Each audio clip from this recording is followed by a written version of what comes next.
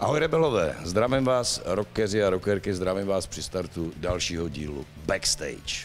Tak jako vždy, s hostem. No a dneska jiné kafe, Vratko Rohoň. Ahoj. Ahoj. Čau. Tak, Vratko, prosím tě, Made in Czechoslovakia, to je, řekněme, aktuální album, které vy jste vydali a je to album coverů. Proč covery? Lebo my sme nikdy neboli coverová kapela. Iné kafe vzniklo tak, že sme hneď začali svoje skladby písať.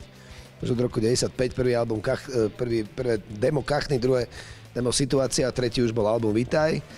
A nehovorím, že by nám to akože chýbalo, tie covery. Veľa kapel začínalo ako coverové, ale no pozri, máme okolo 50-ky a máme už svoje deti a vidíme, ako decka vnímajú muziku, ako sa k ním dostáva muzika, dnešná, alebo aj povedzme niečo staršie. Tak sme si tak akože spomenuli, že keď my sme boli decka, že aké vtedy boli muziky, no. A bol tu socík a muzika bola aká bola, ale aj z toho sa dalo vybrať, no minimálne na jeden album. A my sme to urobili a keď už teda aj my máme kapelu, tak sme prerobili tie naše pesničky, ktoré sme my volakedy počúvali, do takých tých pop-punkových alebo punk-rockových aranžov. Je to punk, no a jak vy jste to vybírali tak půl na půl, jako z části půlka Slovensko, půlka Česko, říkám to správně? Áno, veď sme boli jeden štát, 70 rokov, tak sme dali 5 českých, 5 slovenských. A vybírali jste to společně jako kapela, nebo jste třeba, já nevím, ty si sám řekl, máme děti, tak koukal si i na to, co tvoje děti jako poslouchali, co by tam chtěli mít? Áno, niektorí z kapely deti nemajú, lebo nevedia, ako sa robia. Ale tak to im my vysvetlíme, takže to je v poriadku. Jasné. Ale nie, srandujeme. Bolo to tak, že ja som tento nápad už dosť dlho mal, lebo ja som vždy chcel prerobiť Severný vítr do punk rocku. Lebo to proste počuje, že táto skladba by sa akože dala prerobiť, ale zase prvú, ktorú sme hrávali ešte dávno, len tak občas na koncert, bola vymyslená od Elánu. Tak nejak tá myšlienka bola v kapele prítomná asi 10-15 rokov minimálne a teraz prišiel, vlastne počas tej korony prišiel taký nápad, že však poďme to urobiť teraz, lebo keď už sa to potom celé rozbehne, tak budeme vlastne zase sa venovať koncertom a všetkému a novej doske a tak nám to v podstate padlo vhod, tak sme si sadli do štúdia a sme sa vyseve na to, sme si to užili, to nahrávanie.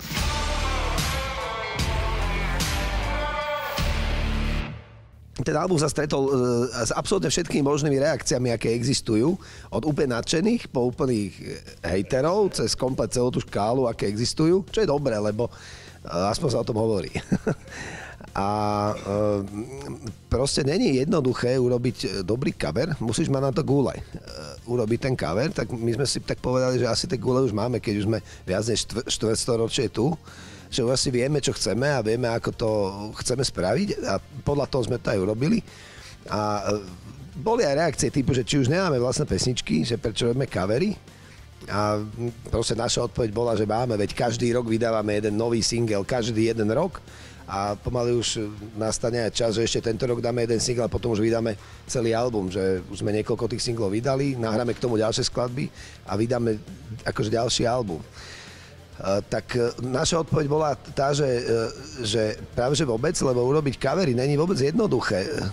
Tí ľudia majú vo svojom DNA pesničky, jak je vymyslená, holky z našej školky, Severný vítr, 40 rokov, to sú skladby, ktoré majú 40 rokov. A to už generácie majú v sebe a pre niektorých to je nedotknutelné, že... Přesně, dá se to vylepšit, ale taky pokazit hodně. Presne tak a hlavne veľa ľudí povie, na čo ste to robili, keď to originál je originál, ale my sme to od toho, aby sme tie mýty búrali. Aj keď sme my vznikali, tak keby takto bola muzika, tak dodnes proste tu je Shakin' Stevens a vôbec nič sa akože nikam nepohne. Takže našou úlohou ako kapely je sa nikoho nepýtať, či sa niekomu niečo ľúbi alebo nelúbi, proste je si svoje.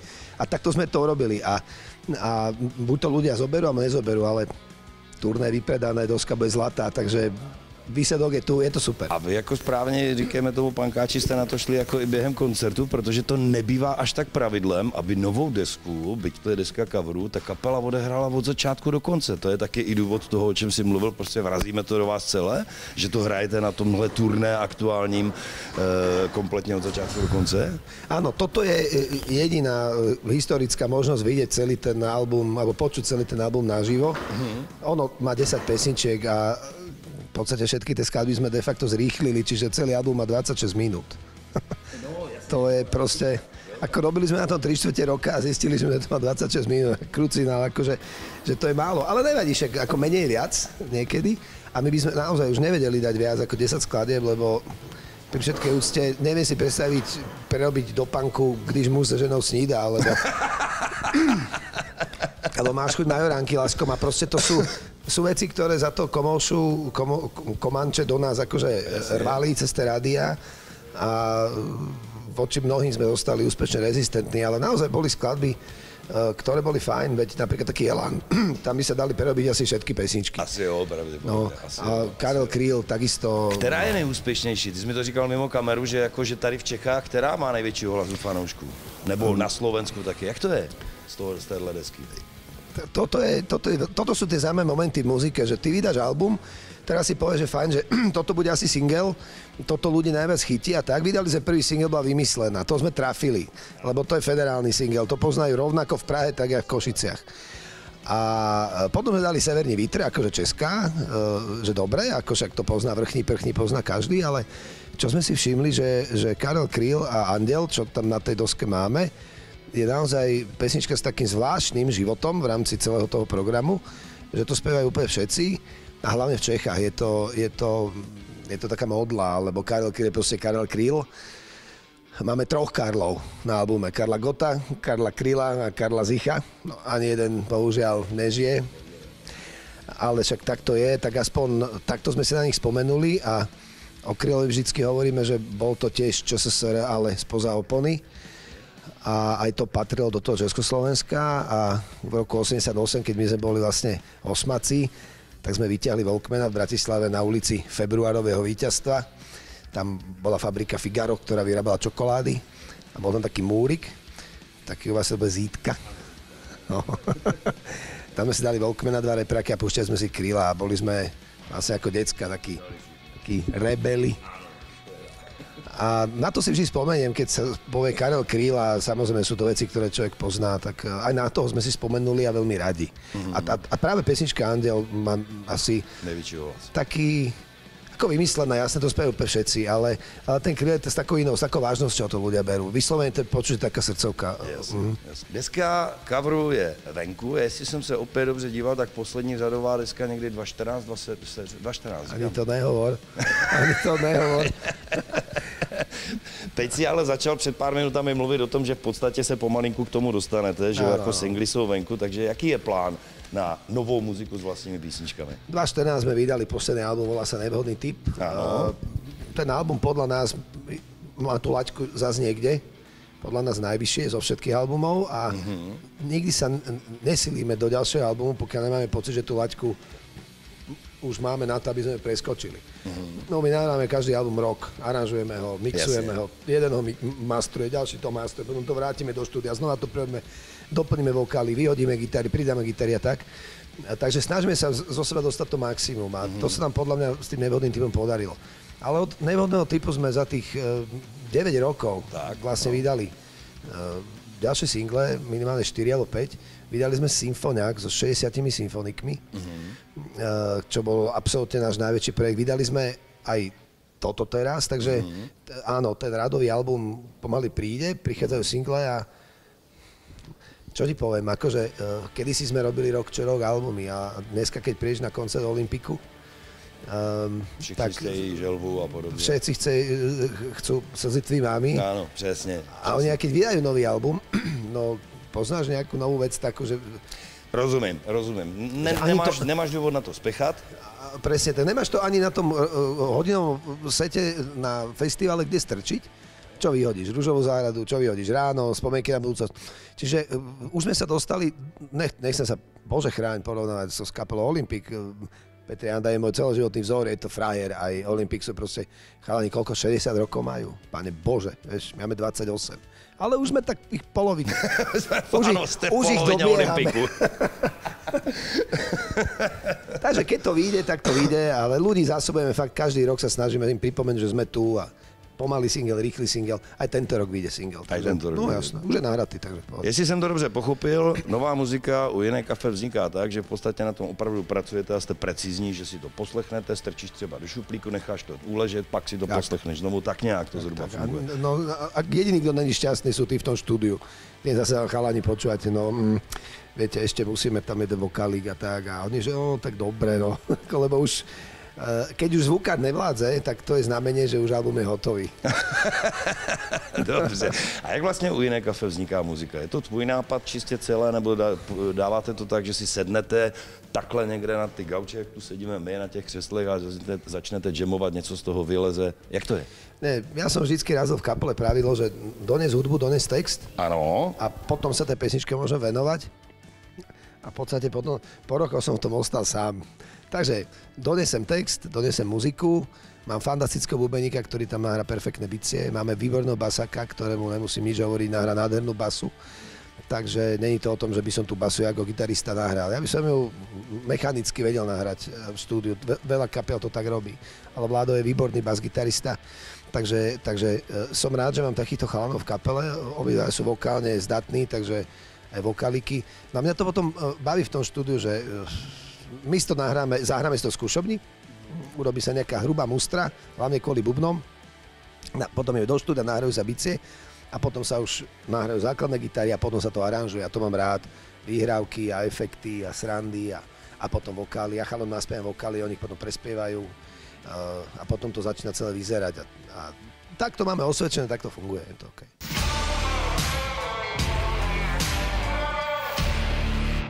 Ja mám taký domček v lese, na takej polosamote a tam fungujem celý rok.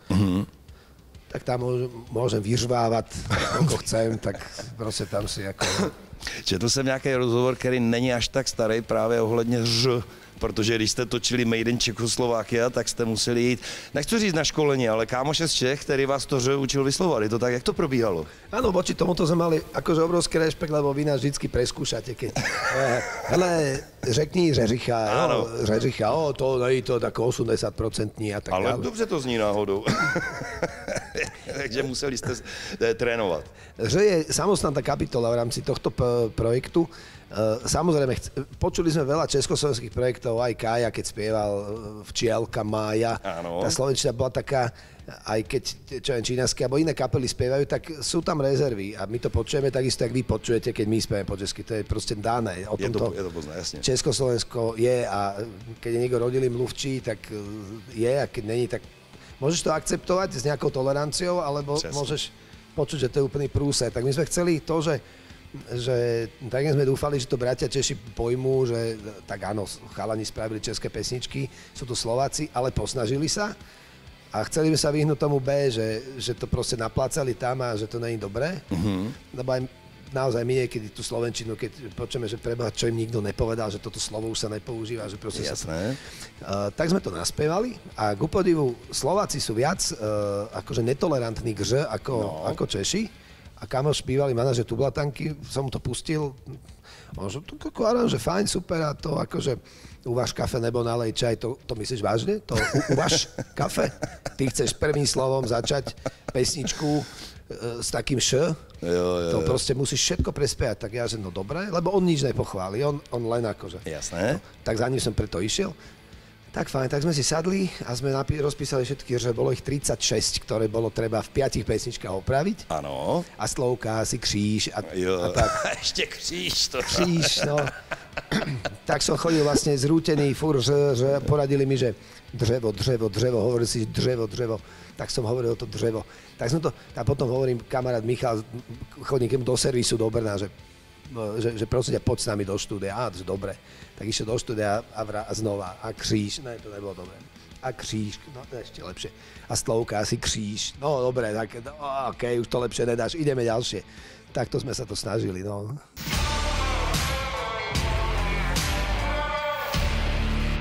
Máte v závěru vaše Made in Czechoslovakia tour, protože myslím, že už poslední 2 koncerty na Slovensku, Trenčín, Bratislava, teďka. Za náma je Ostrava, nebo za váma je Ostrava.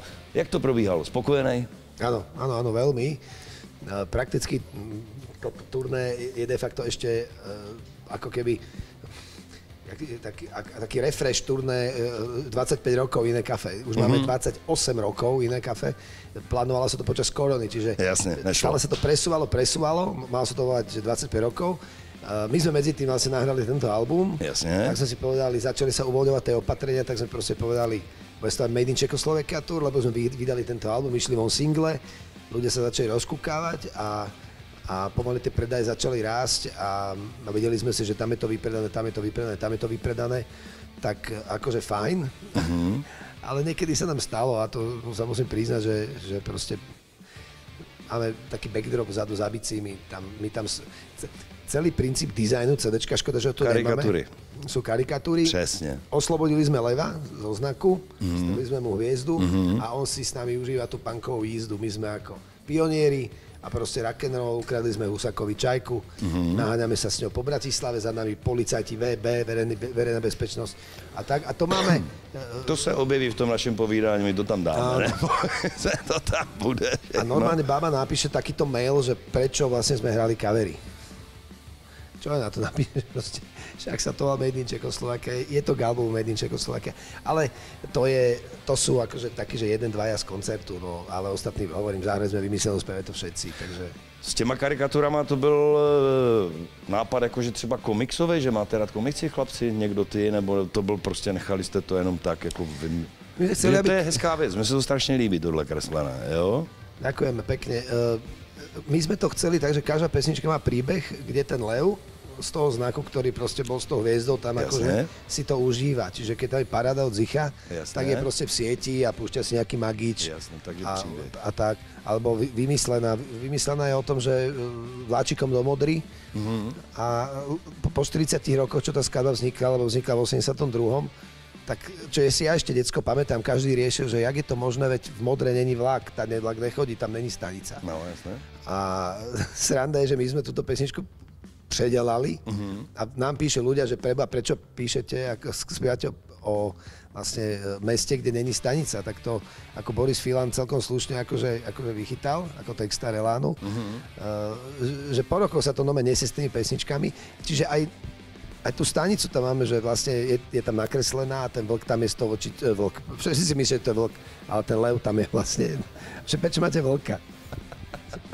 Oni si myslí, že to je vlk niektorý ľudia. Jasné, v pohode. Oni si myslí, že v znaku Československa sme mali vlka.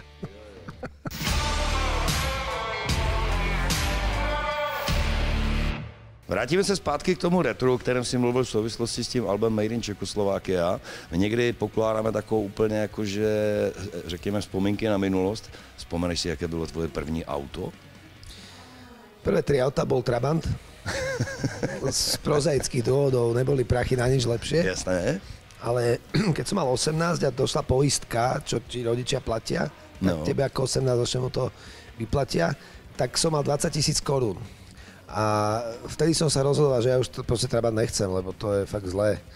A že chcem si kúpiť normálne auto, tak aké si kúpim? Kúpim si Volgu 21 alebo Tatru 603. A mal som možnosť kúpiť presne za 20 litrov 603, ktorá bola jak cuker. Proste takáto. Fakt? Ale už by som nemal ani na to, ako dojde natankovať Jasne, benzín. nemal by si nic, no. Alebo za 4,5 litra Volgu, hrdzavú, ale s motorom po generálke. Tak som na to pozeral, hovorím, áno, však ako je to Čechoslovakia, tá Tatra, ale tá Volga je väčšia Amerika. Tak som išiel do Volgy a to proste sme sa zložili stovka spolužiaci v škole a sme sa vozili po Bratislave. To bylo snad jenom 3 rychlosti teda, pamatuju si to správne, říkám to dobře, že jo? Áno. A odvtedy vlastne ich mám 4, tieto Volgy, lebo boli 4 série, tak ich mám a v podstate... Pořád máš ako veterány. Áno.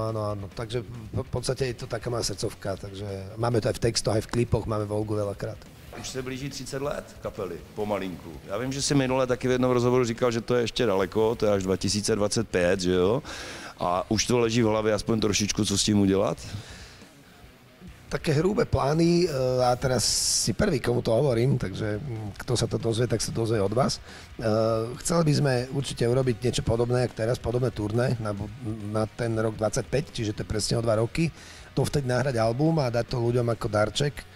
Tak ako sme dali darček vlastne k 20 rokom, ten nevodný typ, tak to by sme im dali akože album plus turné Ale ešte hovorím, toto tu nemusíme dohrať, takže riešime to, asi budeme teraz bukovať aj nejaké miesta o tie 2 roky. Jo. A tak, ale myslíme na ľudí, samozrejme, budeme to chcieť nejako oslaviť. OK. Děkuji moc krát za pokec. Já přeju, ať se zbytek turné povede, ať se celé léto povede, no a ať brzy zase doženete ty olympiky v těch letech. Takže naším hostem dneska byl frontman kapely Iné kafe Vratko Rohoň. Díky moc. Ďakujem, všetko dobré, ahoj.